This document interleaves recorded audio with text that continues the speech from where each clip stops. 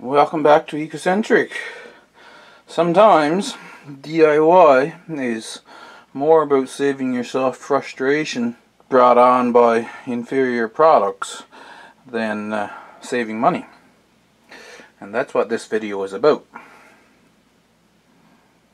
I went through last week and washed up all my planting supplies, and I have something that I'm going to redo all of these. My cups here, I was experimenting and I have different hole sizes in them. And I've recently come across a product that will help me make sturdy seed starting flats. So what I got, I have 3 of these. These are only small and they're really good actually. They're nice and sturdy. Mostly because they are small. I mean, you can only make your plastic so thin, right? So they'll last quite a while. The plugs in here, you know those little soil blockers that makes the smallest soil block? So the plug in here would be about twice the size of one of those. So that's 3, which makes 3 by 200, that makes 600 plugs. So each one of these stacks is 20. Now there's 8, so 160, and there's 13 here, so 173. This stack is 20, and another 11, so 31 of these. And I am going to make a tray. This is more of the 72 cell size. This I think is a little smaller, but somewhere around your 72 cells.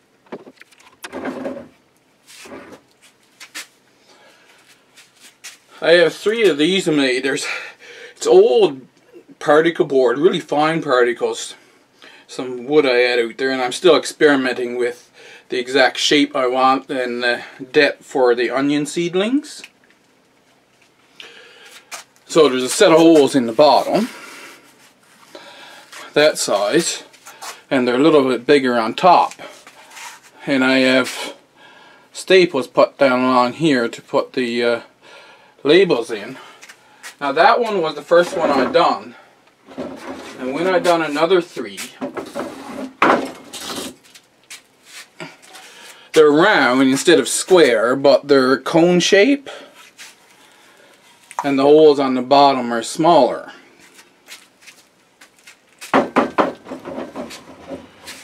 That's for my onions is what I was doing it. Like I said, I'm experimenting with the exact shape and depth I want to do onion seedlings, 1 onion seed in a cell. I don't have to throw these away now because I've got that material that I'll show you. I have that many of those. See, all of these black ones, they're the proper nursery trays. And I can use them on a wicking mat, no problem at all. Along with these green ones. This stack is all nursery pots. And these are the square ones that the nursery, usually they sell them in. But like I said, I can use them on the wicking mat. And they're fairly sturdy. So I'm not unhappy about those. I have this style. So I have to put the water down here, and I'm not that great at keeping things watered, which is why I use the wicking mat. I have this, and I have one more stack the same thing in right there. I have a couple of these. There's tomatoes in some of them, but I mean, it's not very sturdy really. But because it's a bigger one, they did have to make it a little thicker plastic, and you could handle it gently to keep this from breaking up on you for many seasons. I bought these from Vessey's. I've got 9 of them. I'm pretty sure I had 10 because they come in packs of 5, and there's 5 this way, 8 that way, so 40 in a flat. And as you can see, they're flimsy, but not as flimsy as most of the other ones that you'll buy as nursery seed flats. Unless of course you get it from Bootstrap Farmer or somebody like that. This is the product that I came across just recently. I mean, it's been around for a long time. I just wasn't using it. I was trying to figure out how to get some things done that I wanted to get done. Namely, I wanted to start making some wooden canisters out of driftwood.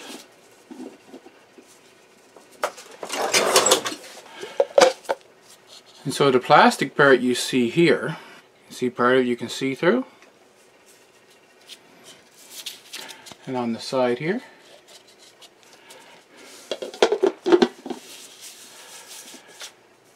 Making the canisters wasn't a problem.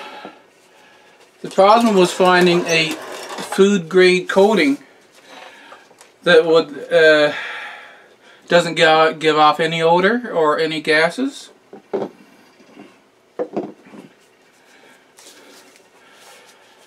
And this is actually what this stuff was made for coating plaques.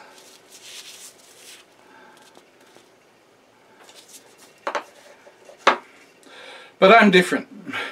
I've got to use stuff for what it's not made for. These guys, Magic Resin, they have a office in Montreal, Quebec, and in Calgary, Alberta. They're very quick at returning them, and I found that I could buy this stuff and cost per milliliter the same price as polyurethane or polyethylene, neither of which you can use on a canister. So that was great, so I ordered it. And I've been practicing with it.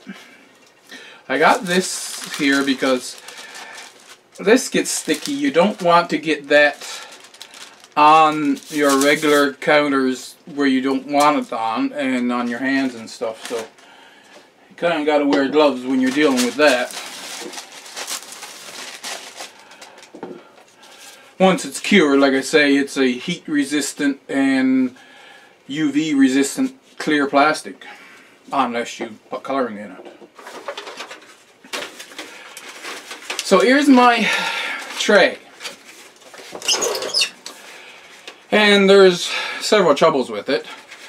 If you take this, see, even across that way you can bend, and it's just floppy where you had it laying down and you were just to take it up, want to just pick it up with the seedlings in it.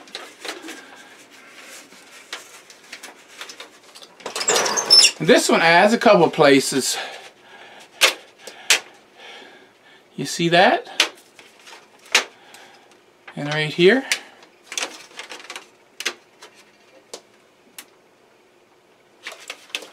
So just sitting on the wicking mat, this is what it was, the full piece, see? It was sitting on the wicking mat, and I grabbed the edge to pull it along, and it just broke out like that. This is the first season, and unless I pay $20 a flat, because if I get it from Bootstrap Farmer, everybody's saying Bootstrap Farmer's trays are sturdy and last for years. I never touched one of them, so I don't know. And that's the reason, one of the reasons why I checked into getting them, and the pricing, they were about the same price really as any other tray I'd be ordering. But I had to pay shipping, which doubled the price. And then put my taxes on, I was over $20 per tray. So I said, that's not going to work.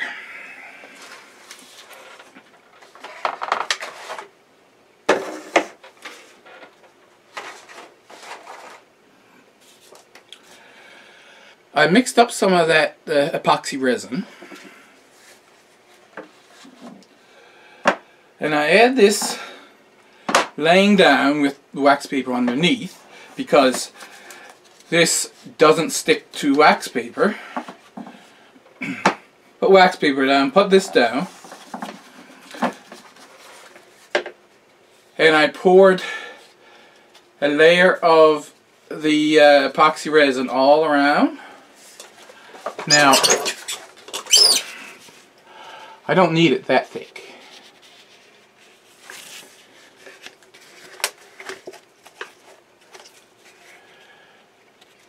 This thick here would have been enough. Only a millimeter or two. That's all I needed. And I let it cure. Then when I pick it up, you see I can pick it up no problem. This one at a place here, you see I fixed that with hot glue. And inside here it's the same thing. I pulled it along the wicking mat and it broke. Now I can pull as hard as I can. That's not going to break. Once that was cured, I put it right side up on the wicking mat. And you see it's shiny down the bottom there.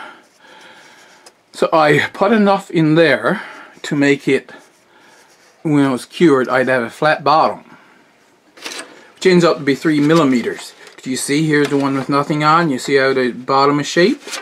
To use them on the wicking mat, I had to put those 4 little holes in, because this center one is up, would be up off the wicking mat, right? And for the bottom, you see that one got pushed in? You can push them in easy enough. And when you're trying to get a plug out, you can damage the bottom like this one is done here.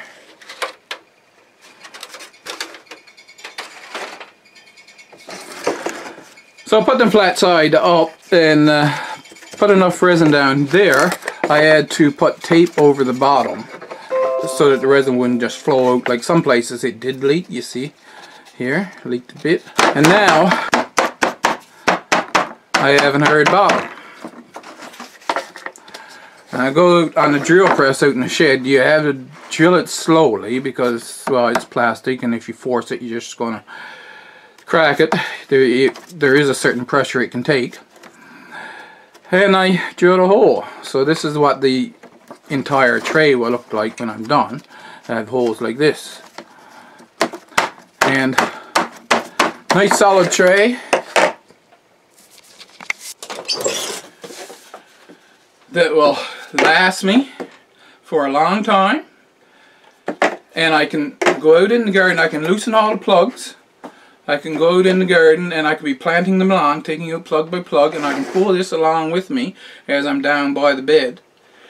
And I don't have to be babying it around. Tried experimenting with this. Now this was 2 pieces, so that's why there's a gap here.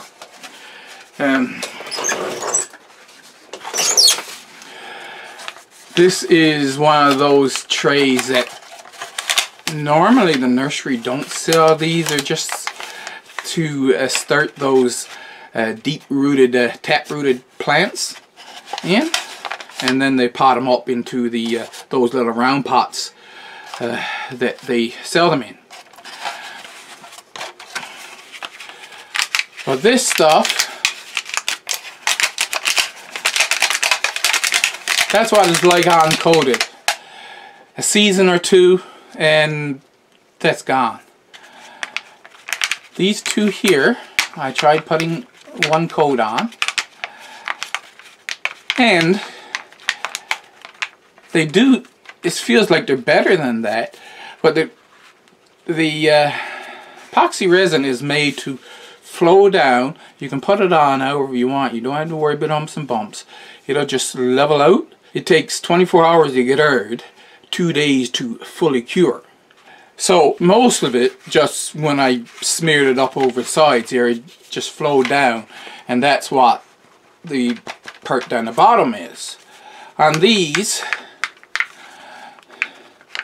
they're still flexible. That's 2 coats. I put on a 2nd coat. And you can see how thin the extra piece is down here now.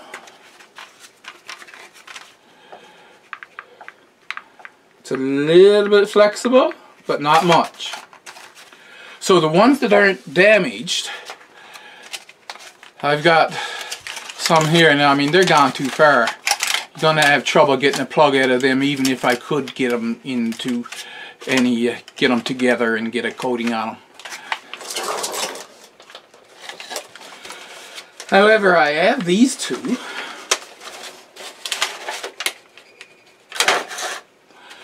And there's not much damage. So what I'm thinking about doing, taping up the hole on the bottom and actually putting a coating inside. That way, this is really a matte coating. With putting the coating inside, well, one coating inside anyway, I'll have a glossy coating on the inside. And then I'll turn it upside down and I'll put a coating on the outside, and I'll get a glossy coating on the outside, and I'll decide whether or not I want to put more on after that. The idea for the glossy coating on the inside is that the plugs, I mean, it even, don't know if you can see down in each corner, there's little ribs, which makes the plugs hard to get out, and you have to squeeze these to get the plugs out. So if I put a coating on the inside, the plugs should come out very nicely.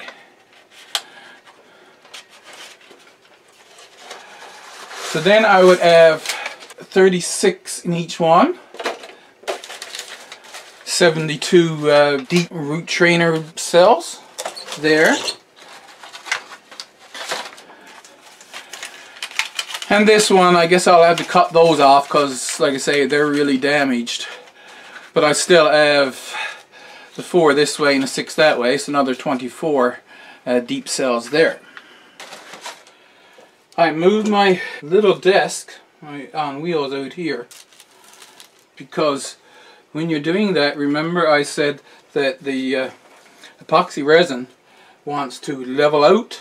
So I had to set this here and put in shims in that to make this, and I moved it, so now I got to find level again. Make it level that way, level both ways.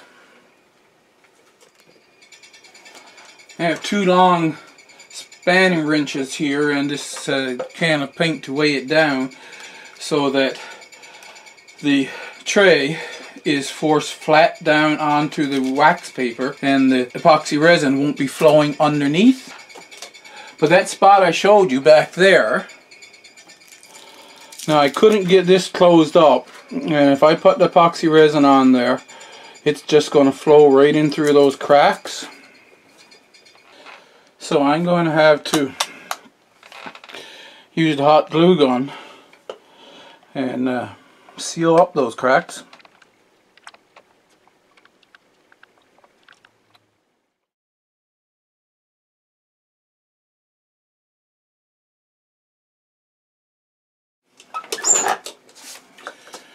Now this mix don't have to be exact.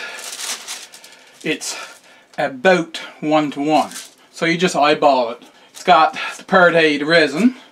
I'll put 3/4 of a this little cup. I'll put it about 3/4 full. So I think that's about what would be the right amount. If I have these 2 full, it's somewhere around $3 worth of resin. If you're doing hurt work, you want to keep everything spotlessly clean because you don't want specks in your tabletop or over your plaque or whatever, worrying about bubbles and all that kind of stuff. But we're not doing artwork here. But make sure I scrape it all out. The resin part is thick. This, the hardener, comes out a lot faster.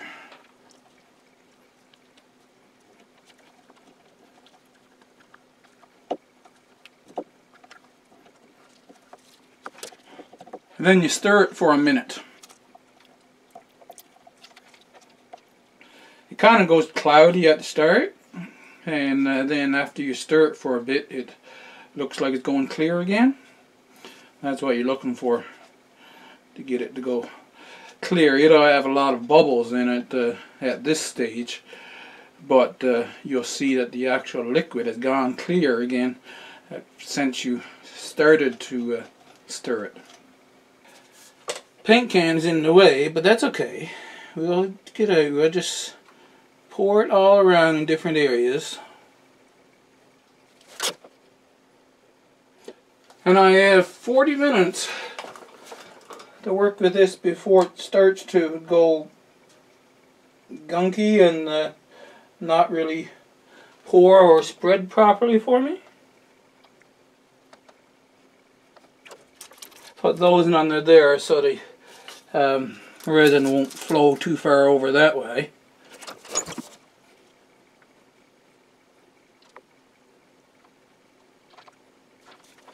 Now I got to scrape the rest of it out. I'll put it there like that and let it flow down. I spread it over everywhere where I want it to go because of surface tension, even though it will level itself out. Because of surface tension, some spots, if it's not thick enough, then you'll get it didn't go there, right? Now I'm going to check on that later and see if it's flowed to all the areas that I want it to flow to.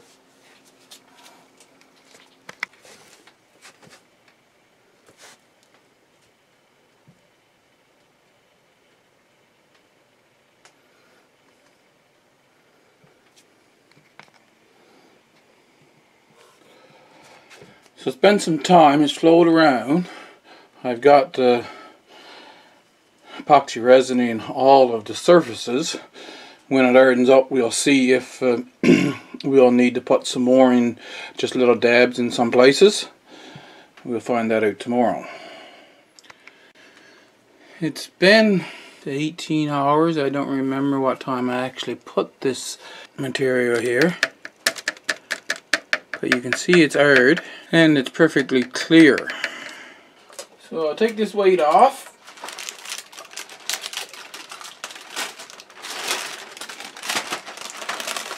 And like I said, the resin don't stick to the wax paper.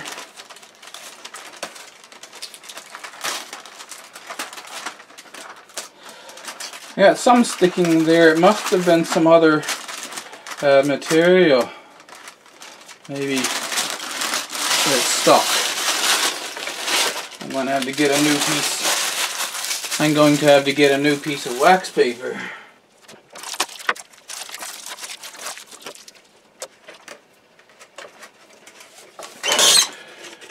I had some leak inside. You can see, so it wasn't pressed right down against the thing, but it didn't leak all the way in and cut and make a complete shade here. But it's still slightly flexible. That will get a little harder over time, but even now you can see I won't be able to pull this thing apart like I did very easily before. Now to do the bottoms, you can see you got the two low parts here and there's the middle ridge when it's up right side up. I need to put tape over every one of these, otherwise the resin will just flow right out and flow over the all out around. So take a piece of packing tape, approximately square,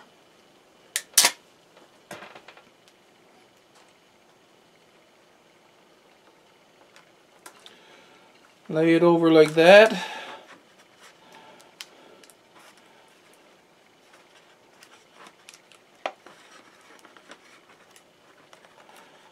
And push it down in all directions.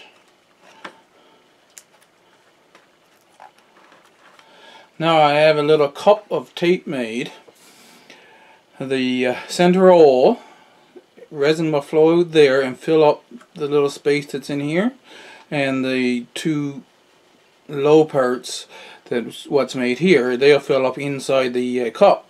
So I'll have a 2 or 3 millimeter plastic base to my seed starting cell. I have to do that with all 40 of them. I'm going to watch a YouTube video while I'm doing it, so I'll turn off the camera and bring you back when I'm done.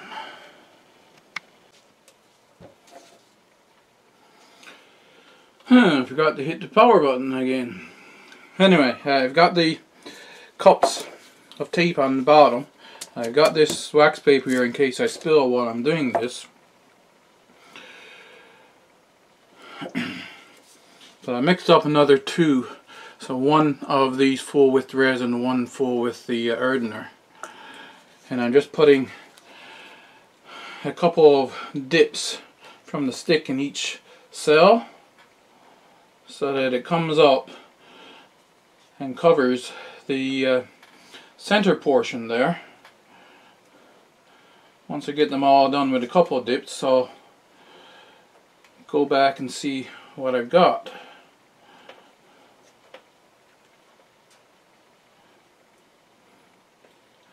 But it doesn't look like this is going to do every cup.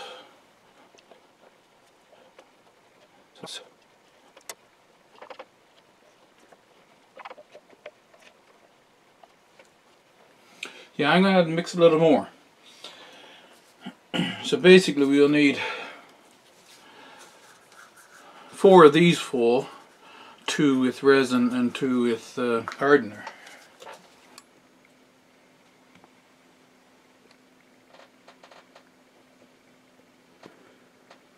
Have it all shared up into 40 cells. Now the pecklite. So now I don't need to put this on wax paper or anything. I can just put it back on a flat place and let it cure. Now it's the next morning, so that would give us 36 hours. This is much stiffer. A little bit of flex to it because, like I said, I only have it very thin.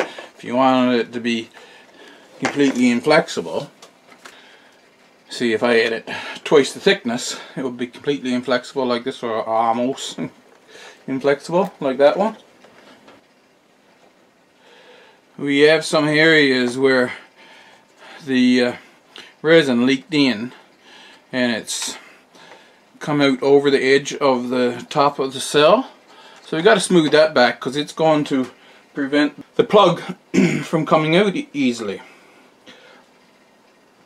The best way to do that is with a Dremel, and I'll show you right here.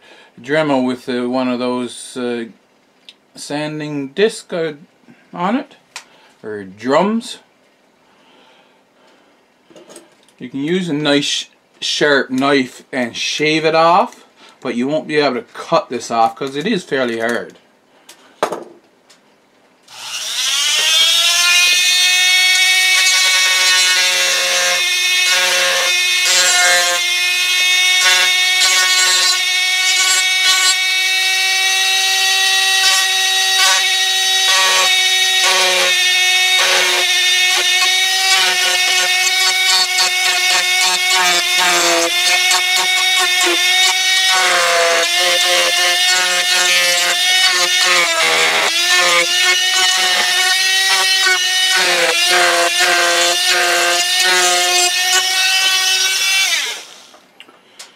Be careful that you don't cut back into the original plastic, because then you'll have a hole there, right?